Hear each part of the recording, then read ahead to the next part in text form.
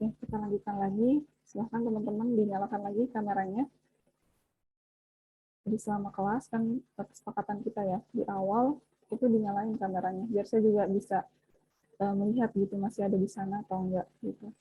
Biar saya makin sambil dipantau masih ada kalian atau enggak. Kalian masih di sana kan. Jadi nggak apa-apa dinyalain aja kameranya. Oke, kita lanjutkan lagi di soal nomor 3 ya.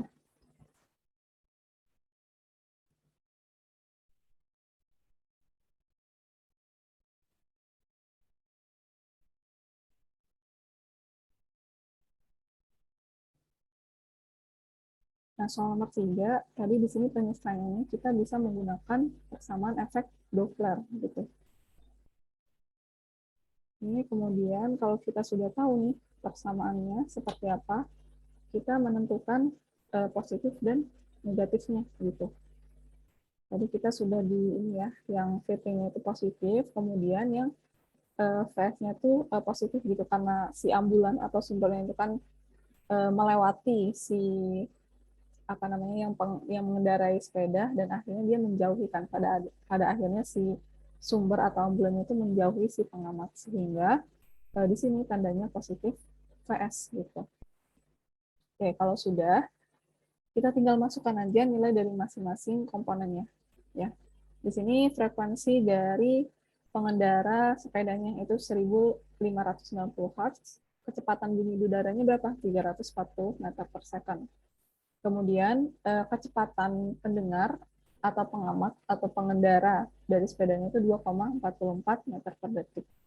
Nah, ini VS kecepatan dari sumbernya atau ambulannya yang mau kita cari. Kemudian kita masukkan juga frekuensi sumber ya, frekuensi ambulannya 1600 Hz gitu. Oke.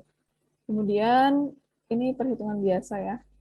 Jadi kita bisa pindah ruas. Jadi di sini 1590 Hz dibagi 1600 Hz sama dengan ini kita jumlahkan ya 340 ditambah 2,44 itu 342,44 meter per detik dibagi 340 ditambah VS-nya. Nah, kemudian ini 1590 dibagi 1600 itu 0,994. Oke, kemudian jadi di sini kalau sudah sampai tahap ini kita kali silang ya. Jadi turun lagi nih di line yang bawah. Kita kali silang 0,994 itu dikali 340 meter per second ditambah PS gitu. Oke, kemudian di sini turun lagi di line berikutnya 0,994 dikali 340 itu 337,96 meter per detik ditambah 0,994 PS gitu ya. Jadi ini operasi biasa, saya rasa kalian udah bisa lah. Ini udah basic banget perhitungan kayak gini. Oke, saya coba apa ya menuliskannya gitu. Jadi di sini kalian tuh kalau ngerjain soal gitu ya, ngikutin seperti saya ngerjain. Jadi nggak ada tahap yang terlewat gitu, benar-benar sistematis, benar-benar berurutan dan terstruktur gitu ya. Oke, kemudian, nah ini kan ada variabel VS ya. Jadi kita kelompokkan dulu yang hanya konstanta atau nilainya aja. Yang VS-nya kita pindah ruas. Jadi 0,994 VS itu sama dengan 342,44 meter per detik. Nah ini karena pindah ruas ya, si 337,96 meter per detik ini pindah ruas jadi negatif. Nah, sehingga kalau kita lanjutkan lagi di sini 0,994 VS itu sama dengan 4,48. Ya, kalau ini kita kurangkan nih, hasilnya 4,48. Nah, sehingga kita dapat mencari nilai VS-nya, yaitu 4,48 meter per detik dibagi 0,994. Nah, ini hasilnya 4,51 meter per detik. Jadi kecepatan dari ambulannya itu sebesar 4,51 meter per detik. Gitu. Oke.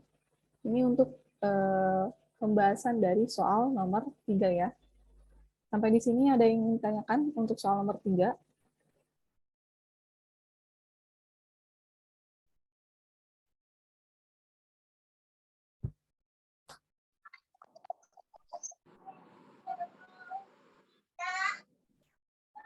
Gimana, bisa untuk soal nomor 3?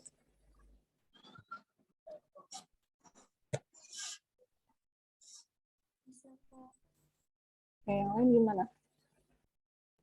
Itu baru satu orang nih yang jawab. Yang lain gimana, bisa atau enggak? Bisa, Kak. Sih, Kak. Nggak apa-apa, dijawab aja kalau bisa, bisa gitu ya. Kalau belum ada yang kurang jelas, langsung ditanyakan aja, disampaikan aja kalau masih ada yang bingung. Oke, saya rasa untuk soal nomor 3 masih bisa gitu ya. Di sini tentang efek Doppler, ini saya ingat banget di SMA udah kita dapetin gitu. Jadi kita coba apa namanya, pelajari lagi ya, ingat lagi di sini di soal nomor 3. Ya, jangan lupa persamaan efek Doppler itu seperti apa, kemudian untuk menentukan positif dan negatifnya. Di sini ya, bisa lihat yang ini gitu, untuk menentukan positif dan negatifnya, jangan sampai salah, yang mendekati dan menjauh itu siapa gitu. Oke, kalau misalnya kita salah menentukan positif dan negatifnya, ya nanti hasilnya juga pasti nggak benar gitu ya. Mungkin di sini kehati-hatian untuk menganalisa kasusnya, kemudian menentukan positif dan negatifnya ini.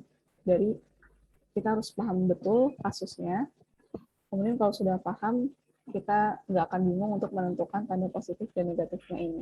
Gitu. Itu mungkin resiko ya, resikonya di sini untuk efek Doppler. Gitu. Oke, kalau belum ada yang ditanyakan, kita lanjut ke soal nomor 3. Nah, saya anggap nomor 3 paham nih. Oke, kita lanjut ke soal nomor 4. Nah, perhatikan di sini untuk soal nomor 4. Seorang berlari menuju ke sebuah tembok dengan laju 3 meter per detik sambil membunyikan trompet. Oke, dengan frekuensi 185 Hz, suara dari trompet yang menuju tembok akan dipantulkan kembali. Anggap cepat rambat bunyi adalah 340 meter per detik. Oke, pahami soalnya, kemudian pahami kasusnya, kita analisa dulu di sini. Jadi ada orang yang berlari, bayangin ada orang yang berlari menuju ke sebuah tembok. Ya, di depannya dia itu ada tembok. Nah, di sini si kecepatan dari orang tersebut itu 3 meter per detik. Kemudian frekuensi dari trompetnya itu sebesar 185 Hz gitu ya. Nah, di sini suara dari trompet itu menuju ke tembok. Nah, dari tembok itu dipantulkan lagi gitu. Oke. Coba kita tuliskan diketahui dari soalnya untuk memudahkan kita menyelesaikan soal nomor 4 ini. Kita biasakan untuk menuliskan diketahui dari soalnya. Di sini diketahui V, ini V itu V objek ya. VO itu V objek atau V orangnya, V orang lah, V orang sama dengan 3 meter per detik. Kemudian frekuensi orangnya atau frekuensi dari sumbernya ya 185 Hz, dan kecepatan bunyi di udara kita simbolkan sebagai V itu sama dengan 340 meter per detik gitu. Nah, jadi di sini ini sama menggunakan apa ya, persamaan efek Doppler gitu. Hanya saja dia itu orang, sumbernya orang, kemudian si apa ya, penerimanya itu si tembok gitu ya. Berarti di sini kita lihat apa sih yang ditanya dari soal nomor 4. Yang A itu frekuensi bunyi trompet yang didengar orang setelah dipantulkan tembok. Kemudian yang B, frekuensi pelayangannya. Nah, kita bahas ya satu persatu untuk soal nomor 4 ini. Dari yang A dulu, nah, perhatikan untuk pembahasannya. Nah, oke, kita coba ilustrasikan dari sistem soal nomor 4 ini. Gitu. Nah, yang sebelah kiri dulu ya, bagian kiri ini. Jadi di sini orangnya yang meniup trompet. Nah, di depan ini misalnya tembok gitu. Oke, jadi apa ya, gelombang bunyi dari trompet itu kan mengarah ke ini mengarah ke temboknya.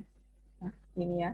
Ini untuk kondisi pertama gitu. Jadi dengan persamaan efek Doppler, ini persamaannya sama seperti soal nomor 3 tadi, persamaan efek Doppler ini. Kemudian frekuensi yang diterima tembok itu berarti apa? Nah, ini yang frekuensi tembok ini kita simbolkan sebagai F1 ya, sama dengan V, kecepatan bunyi di udara, plus minus VP-nya. Nah, di sini kan tembok ya, si apa ya, pengamatnya gitu, atau apa ya istilahnya biasanya tuh pengamat gitu ya, atau pendengarnya lah. Karena tembok itu juga diam berarti VP-nya 0 ya. 0 dibagi V plus minus frekuensi sumbernya gitu, VS. Nah, frekuensi sumber di sini kita simbolkan sebagai V0 ya, VO, V orang gitu. Sumbernya itu berarti dari trompetnya yang ditiup sama orang ini gitu. Kemudian dikali frekuensi sumber atau frekuensi dari trompet yang ditiup oleh si orang ini, CO. Nah, berarti di sini sama dengan kita tentuin positif dan negatifnya, tanda ini. Nah, ini nggak ngaruh ya, kan 0. Jadi tetap ya, mau ditambah atau dikurang 0, V dibagi. Kemudian kita lihat, ini tandanya negatif. Ya. Kenapa negatif? Kita lihat dari aturannya tadi.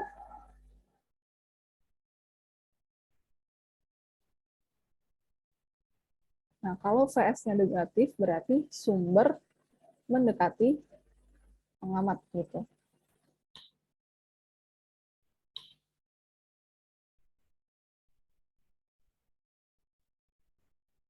Nah, ini ya.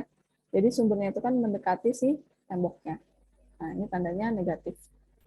Oke, kemudian ini untuk kondisi yang ke-1 yang trompetnya itu berbunyi, kemudian gelombang bunyi dari trompetnya menuju ke temboknya. Kemudian kondisi yang kedua, setelah gelombang bunyi dari trompetnya itu menuju ke tembok, dan gelombang bunyi ini dipantulkan lagi nih ke tembok. Nah, arahnya ke sini ya, gelombang bunyi dari trompetnya ke arah balik ke orangnya gitu. Jadi frekuensi yang diterima orang dari hasil pantulan, nah ini kita simbolkan sebagai F2 ya. Jadi F2 itu sama dengan V plus minus V, V orang itu dibagi V plus minus 0. Nah, di sini frekuensi sumbernya kan sih kalau di kondisi kedua ya, sumbernya itu sekarang dari temboknya. Nah, tembok ini kan diam, berarti VS-nya 0 gitu. Ini dikali F1. Nah, kemudian kita sudah sepakati ya definisinya, kita tentukan tanda positif dan negatifnya ini gitu. Nah, di sini kenapa nih V orangnya dia positif ya, kecepatan dari pengamatnya. Sekarang di kondisi kedua pengamatnya si orang ya, pengamatnya orang dan sumbernya ini tembok. Karena gelombang bunyi dari trompetnya ini dipantulkan lagi nih dari tembok. Gitu. Dipahami ya. Jadi kita lihat di sini tadi V0-nya positif. Kenapa positif? Karena pengamat mendekati sumber gitu. Jadi gelombang bunyi ini kan mengarah ke si orangnya ini, jadi mendekati ke pengamatnya. Gitu. Oke, jadi positif V0 per, nah ini karena 0 ya, mau positif maupun negatif, jadi hasilnya tetap V dikali F1. Kayak gitu ya, pahami kondisi dari soal nomor 4 nih, kasus nomor 4. Ini kondisi yang pertama, ini kondisi yang kedua. Gitu.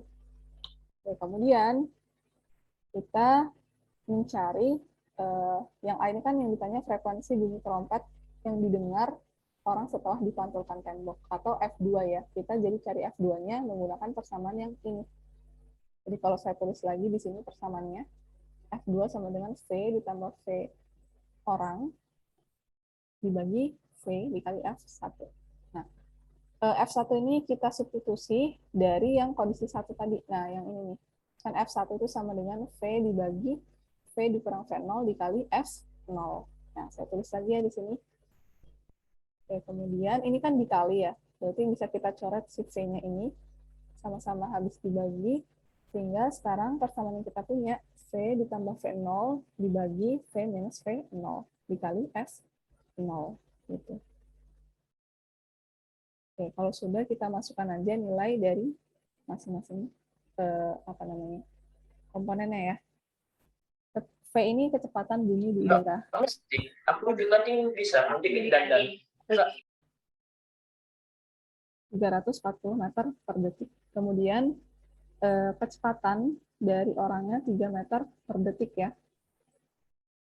Oke, kemudian frekuensi dari orangnya itu atau trompetnya tadi 185 Hz gitu. Oke, ini operasi biasa, kita jumlahkan dulu jadi 343 meter per detik. Kemudian 340 dikurang 3 itu 337 dikali 185 Hz. Nah, ini satuannya hilang ya, sama-sama harus dibagi. 343 dibagi 337 Screenshot apa? 18. Screenshot apa, Ul? Screenshot itu.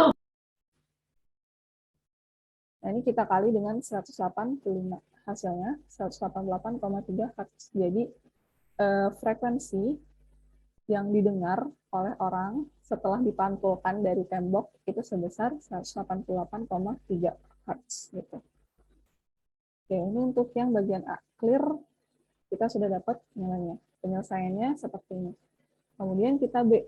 Yang bagian B itu yang dicari frekuensi pelayangan. Nah, frekuensi pelayangan berarti selisih ya. Selisih dari F frekuensi yang kedua dikurang F0-nya. Gitu. Jadi yang frekuensi yang udah dipantulkan tadi ya dari tembok kemudian didengar oleh si orangnya, yaitu sebesar 188,3 Hz, dikurang dengan frekuensi nolnya, frekuensi dari trompet yang ditiup oleh orang tersebut sebesar 185 Hz. Jadi ini kalau kita kurangkan, dapatlah 3,3 Hz. Ini frekuensi pelayangannya. Gitu, sebesar 3,3 Hz untuk kasus soal nomor 4. Oke, ini untuk penyelesaiannya ya, atau pembahasannya dari soal nomor 4. Silahkan kalau ada yang ingin ditanyakan.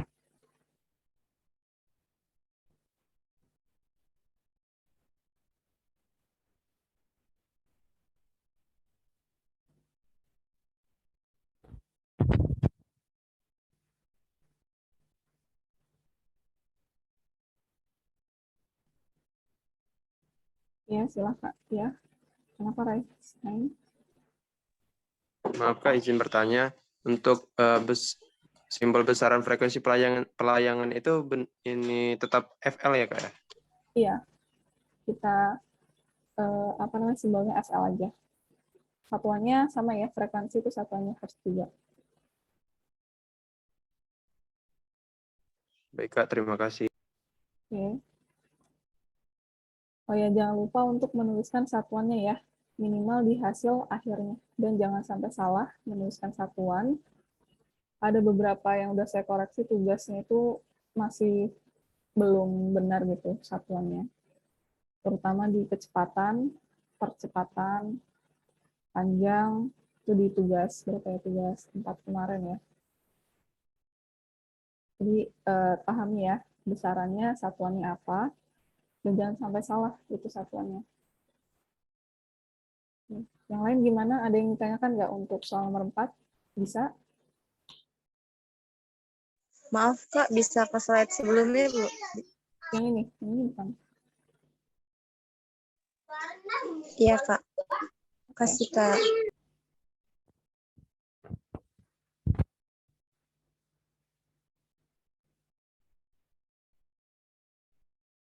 Oke, yang lain?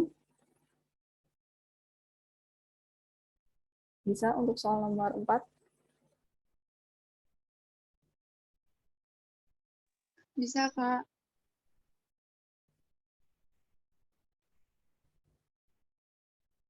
Oke, yang Bisa, lain Kak. gimana nih? Nggak apa-apa, jawab aja bisa. Kemudian, ya, ini masih ada nih yang belum nyalain kamera. Dinyalain lagi ya kameranya. Ya, saya pantau gitu, masih ada kalian nggak di sana. Masih ngikutin kelasnya nggak gitu. Oke, mungkin di soal nomor 4 ini masih tentang efek Doppler, jadi hampir sama ya, sama kayak soal nomor 3, kemudian cuman kasusnya doang yang beda gitu. Di sini ininya nih, penerimanya itu kita harus bedain kondisi 1 dan kondisi 2 karena tembok ya, tembok kemudian dipantulkan lagi tuh, seperti itu. Jadi untuk hati-hati dalam apa yang menganalisanya, kemudian menganalisa untuk menentukan tanda positif dan negatifnya. Jadi harus paham ya kondisi dari kasusnya itu. Jadi kalau supaya mudah, nggak apa-apa digambarin aja ilustrasinya, gitu, biar kebayang. Oke, mungkin ini ya untuk soal pembahasan dari soal nomor 4 bisa, jadi nanti dipelajari lagi, diulang lagi, biar makin paham konsepnya. Nah, kalau gitu, kalau belum ada yang ditanyakan, kita lanjut ke soal nomor 5. Nah, perhatikan di sini untuk soal nomor 5. Jadi kita lihat ya untuk soal nomor 5, ada dua gelombang menjalar pada tali yang sama dengan arah yang sama gitu. Jadi di sini ada dua persamaan gelombang tali ya. Y1 itu sama dengan dia sebagai fungsi waktu ya, karena ada T di sini. Itu sama dengan 4 mm sin 2πx minus 400 pi T. Kemudian gelombang yang kedua atau Y2-nya itu sama dengan 4 mm sin 2πx minus 400 pi T plus 4 pi gitu. Nah, berapakah amplitudo dari kedua gelombang tersebut? Gitu. Nah, di sini yang diketahui dua gelombang ya. Kita tulis lagi gelombangnya. Kemudian saya uraikan ya di sini. Jadi di sini 4 ini adalah amplitudo gitu. Ya, yang ini tuh amplitudo. Kemudian yang pasangannya dengan X ini namanya K atau bilangan gelombang. Kemudian yang berpasangan dengan T itu namanya omega atau frekuensi sudut. Ya, frekuensi sudut. Dan yang terakhir ini adalah sudut fasanya. V biasanya, V gitu simbolnya. Nah, berarti kalau kita tulis di sini A1, A2-nya sama 4 mm. Kemudian bilangan gelombangnya sama ya. K1, K2 itu 2 pi. Dan omega atau frekuensi sudutnya juga sama, minus 400 pi. Kemudian untuk persamaan gelombang 1, sudut fasanya nggak diketahui atau nggak ada. Kemudian untuk persamaan gelombang 2 ada nih sudut fasanya. Berarti V2-nya itu 4 sama dengan Pi per 4. Gitu. Nah, yang ditanyakan di soal nomor 5, amplitudo kedua gelombangnya. Itu ya. Jadi kita biasakan menuliskan diketahui dari soalnya supaya memudahkan kita untuk mengerjakan soalnya. Gitu. Nah, kita lanjut. Kita lihat ya pembahasan dari soal nomor 5.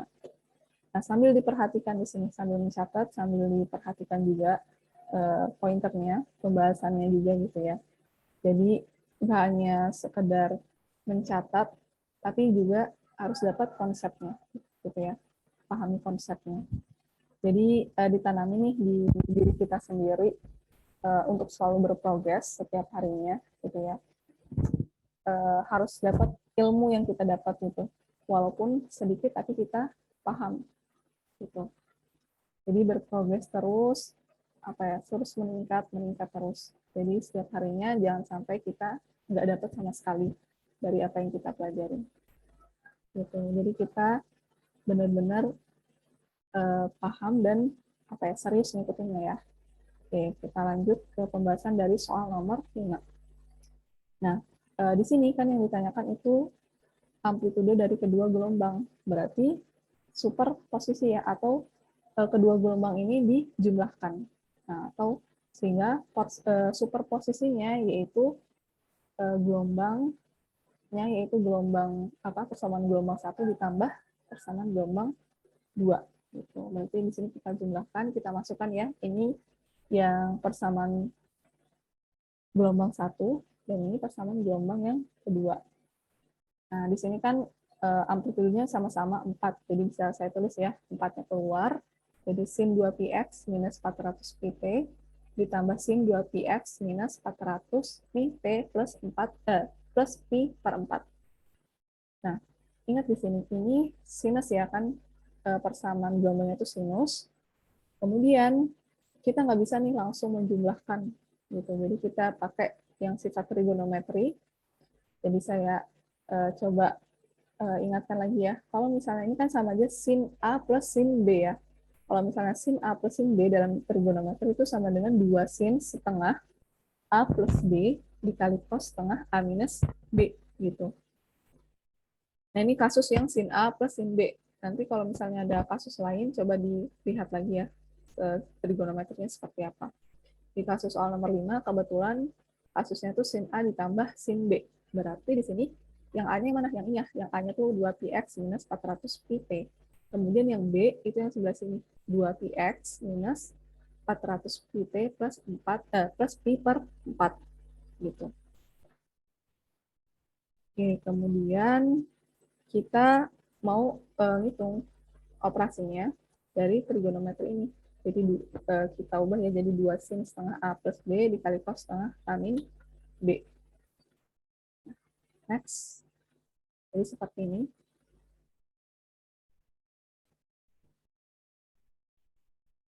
Oke. Ini ya berarti 4. 4-nya kan tetap ya 4. Kemudian ini 2 dari sini nih. Dari kalau misalnya sin A plus sin B itu ini 2. Nah, ini 2. Kemudian sin A plus B. Sin setengah A, A-nya ini. Ya, sambil dilihat pointernya. Kemudian ditambah yang bagian B. Ini yang bagian B ya. Ini kan ini yang A, dan yang sebelah sini B. Kemudian dikali cos setengah A dikurang yang bagian B-nya. Gitu. Oke, kita lihat di sini untuk yang bagian B, ini kan 2px minus 2px, jadi habis ya. Terus minus 400 pi t, ini minus kali minus positif gitu, positif 400 pi t. Jadi bisa habis juga minus 400 pi t plus 400 pi t, habis. Sisanya jadi pi per 4 gitu. Nah, minus dikali positif ya, negatif. Jadi di sini cos setengah minus pi per 4. Kemudian kalau kita lihat yang bagian sinusnya, oke, jadi jangan bingung ya. Di sini sinus setengah 2px ditambah 2px, 4px. Minus 400 pi t minus 400 pi t. Jadi minus 800 pi t ditambah pi per 4. 4 kali 2, 8. Nah, sudah. Kemudian setengahnya ini kita kalikan dengan yang ada di dalam kurungnya ya, langkah selanjutnya. Setengah dikali 4 itu 2 px. Setengah dikali minus 800 itu 400 pi t. Setengah dikali seperempat, jadi pi per 8. Itu semuanya dikali dengan setengah. Nggak hanya di bagian 4 pi-nya aja. Jadi jangan salah untuk menghitungnya. Kemudian di sini setengah dikali minus seperempat pi ya. Jadi minus pi per 8 gitu. Oke, kemudian cos-nya saya pindah ke depan ya. Ini taktik aja sih supaya kita mudah ngitungnya. Cos-nya pindah ke depan. Cos minus pi per 8 dikali 8 sin 2px minus 400 pi t plus pi per 8 gitu. Nah, pi per 8 itu berapa?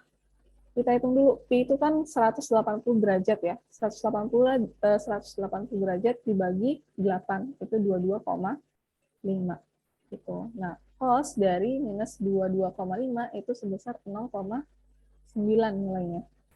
Oke, ini 0,9 dikali 8. Sin dari 2px minus 400 pi t ditambah pi per 8. Oke, gitu ya. Jadi kenapa cos-nya ditaruh depan? Karena di sini dia hanya fasanya aja tuh di dalam gitu. Jadi nggak ada komponen dari K dan omega, jadi bisa kita hitung nilainya gitu. Nah, sehingga kalau kita hitung si cos dari minus 22,5 itu kan 0,9 dikali 8. Nah, hasilnya 7,2. Nah, ini nilai dari amplitudonya gitu. Nah, ini nilai amplitudonya berarti amplitudo yang ditanyakan di soal nomor 5 ini ya. Kita kalau lihat back lagi. Amplitudo dari kedua gelombang tersebut. Nah, ini kan udah kita jumlahkan ya, kita ada superposisi dari kedua gelombang ini, sehingga kita dapatkan amplitudonya dari superposisi kedua gelombang ini sebesar 7,2 mm gitu. Nah, untuk amplitudo ini satuannya sama kayak panjang ya, bisa meter, kilometer, atau milimeter gitu. Nah, kita lihat nih, tadi dari soal itu kan milimeter ya di sini dan nggak kita ubah sama sekali. Berarti di sini amplitudo untuk superposisi kedua gelombang tersebut juga sama, milimeter satuannya. Jangan lupa untuk menuliskan satuannya gitu. Gitu ya. Jadi jangan bingung kenapa ini yang cos-nya kita kedepanin ke sini, ini kan bisa dihitung jadi angka. Kalau misalnya ini mau kita hitung susah gitu, kita nggak tahu nilai T-nya berapa, X-nya juga berapa gitu. Jadi yang sebelah sini tetap ya. Oke, ini untuk soal nomor 5. Silahkan kalau ada yang ingin ditanyakan untuk soal nomor 5.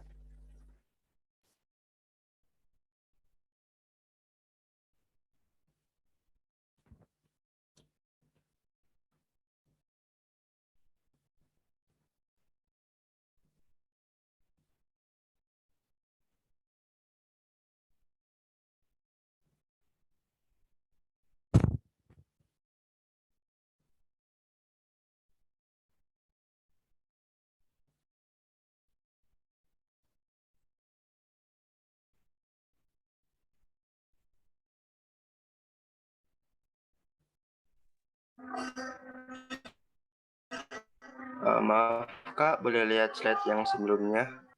Oke, saya sebutkan. Nah, ini.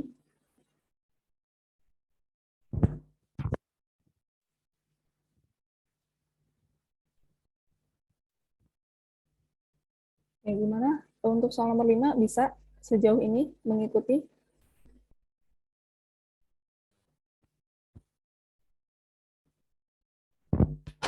Halo? Bisa nggak untuk soal nomor 5?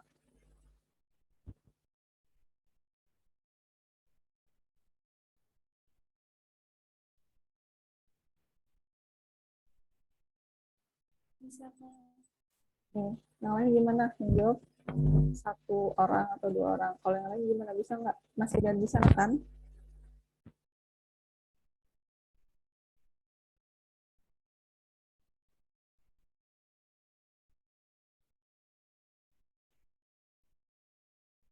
Gimana? Bisa untuk soal nomor 5? Bisa, Kak. Bisa, Kak. Bisa Kak. Ya, nggak apa-apa, jawab aja yang aktif ya. Saya kan di sini cuma nanya bisa atau enggak gitu, nggak nunjuk uh, suruh ngitung atau gimana gitu kan, suruh nyebutin rumus atau apa gitu.